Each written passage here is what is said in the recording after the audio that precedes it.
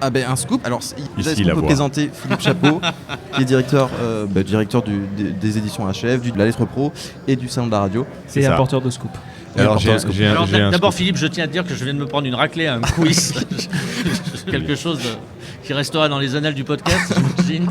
Alors, j'ai un scoop en fait parce que Frédéric Brulatour, que vous avez eu la chance d'avoir à cette émission, et vous n'êtes pas nombreux à pouvoir avoir Frédéric Brulatour, en fait, on a une petite surprise pour lui. Donc, c'est le scoop de la journée. Il n'est pas au courant. Donc, c'est son anniversaire. C'est pas son anniversaire, c'est que en fait, il adore le goodies. Donc, on lui a préparé un petit sac de goodies et puis un prix qu'on va lui remettre parce que il a écrit un certain nombre d'articles. Je ne sais pas si vous lisez la lettre pro de la radio. Bien sûr. Il y en a, je sais pas combien par jour. Donc il y a un prix qui doit être qui va être donné par Sabrina parce que Sabrina qui travaille avec nous et donc sur ce prix il y a écrit, je vais te laisser lire Fred ce qu'il y a écrit.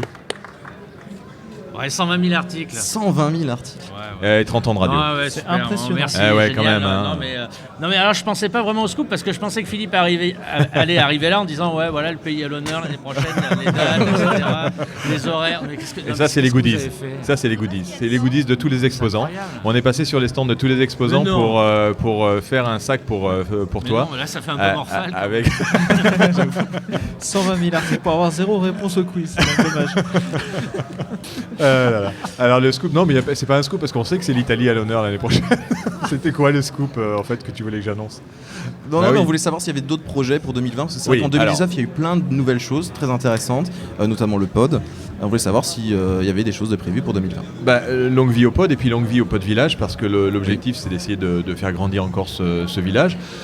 J'imagine qu'il grandira parce que l'industrie est en train de se mettre en place et que la monétisation aussi. Et la monétisation, elle vient de la mesure d'audience. La mesure d'audience est en cours. Les droits d'auteur aussi au niveau des auteurs, des autrices et de la musique qui va pouvoir être diffusée avec la SACEM, qui n'a pas voulu venir pour en parler parce que sinon ils allaient se faire lyncher.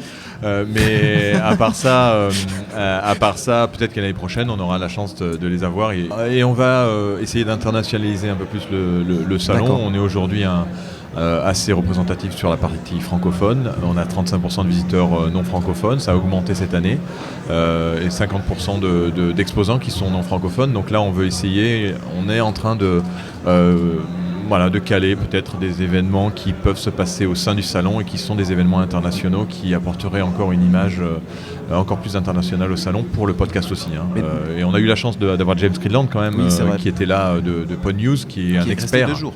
futurologue de la radio et du podcast et qui est resté 2 jours. D'autres intervenants aussi très, très, très... mais bon, il faut aller plus loin, il faut aller encore plus loin et je pense que ça élève le débat que de voir ce qui se passe au niveau international. Et en tout cas, merci d'être venu au micro. C'était même pas prévu. Et en plus, j'ai pas trop suivi la conversation. Je suis encore dans les buts de l'émotion. Il est en train de lire tous les goodies, tous les flyers. Choc émotionnel. Donc merci beaucoup. En ce qui me concerne, il faut souligner la motivation et la passion d'Anthony qui depuis quelques mois a lancé des ondes vocales. C'est un des rares podcasts sur le marché qui parle de l'actualité radiophonique sous un format B2B. C'est pas toujours facile parce que j'imagine que c'est pas du grand public, donc l'audience en est plus que réduite. Donc bravo, félicitations, tout ce qui est fait et qui permet de tirer la radio vers le haut doit être souligné, mis en avant, applaudi, mis en exergue. Donc bravo pour ton travail. Merci. Par contre, je crois pas avoir fait un chèque, donc c'est gratuit. Promis. On va en parler. D'accord. Il faudra prendre un stand dans 1 an. Mais en tout cas, merci beaucoup au Pod Village, même au Salon de la Radio, à tous les organisateurs de nous permettre d'enregistrer ici. Merci beaucoup aussi à Nina. Merci à elle d'avoir organisé tout ça. Et puis surtout, merci à Media Meeting de soutenir l'initiative. Des ondes Vocast.